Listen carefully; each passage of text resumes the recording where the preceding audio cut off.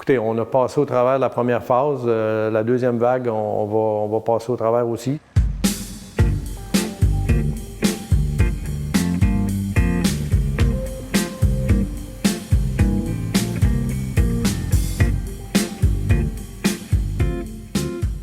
C'est juste pour vous donner une idée de le manque d'entrepôt, le manque d'inventaire. Donc ça ici, c'était toute la portion où est-ce qu'on avait nos meubles. Bien, quand la crise a commencé, on a eu un choc comme tout le monde. On s'est fait aviser le lundi qu'à minuit, toutes les usines devaient fermer.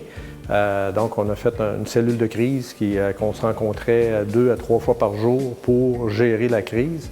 Dans la première semaine, c'est comme ça que ça s'est géré. Dans les périodes de pointe, on peut aller jusqu'à 10 000 meubles d'expédiés par jour.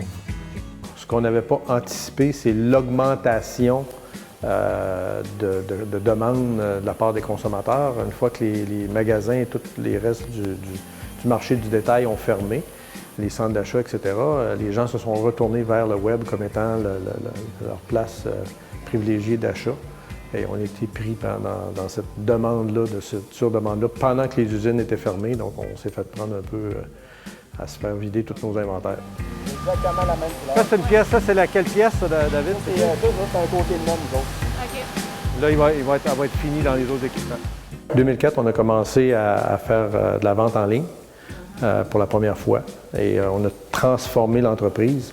À l'époque, il faut comprendre qu'on avait énormément de compétition qui venait de l'Asie.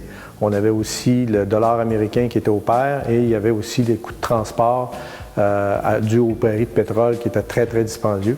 Donc, 3 grosses tempêtes qui nous ont frappés à l'époque.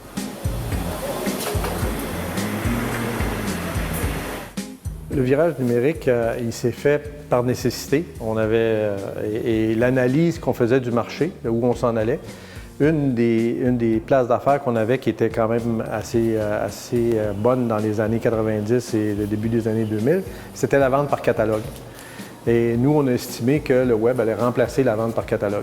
C'est facile à dire aujourd'hui, mais à l'époque, c'était pas aussi convaincant que ça, surtout dans le meuble. Mais on s'est dit, bien, écoute, c'est une tendance de fond qui va être là pour longtemps. On va embarquer dans le bateau. C'est certain que d'avoir une vision numérique ou d'avoir à tout le moins une réflexion sur le numérique par rapport à ton entreprise, c'est hyper important pour comprendre comment le marché va répondre, comment que le consommateur va répondre, c'est quoi la valeur ajoutée que je peux amener au consommateur en utilisant des modèles numériques.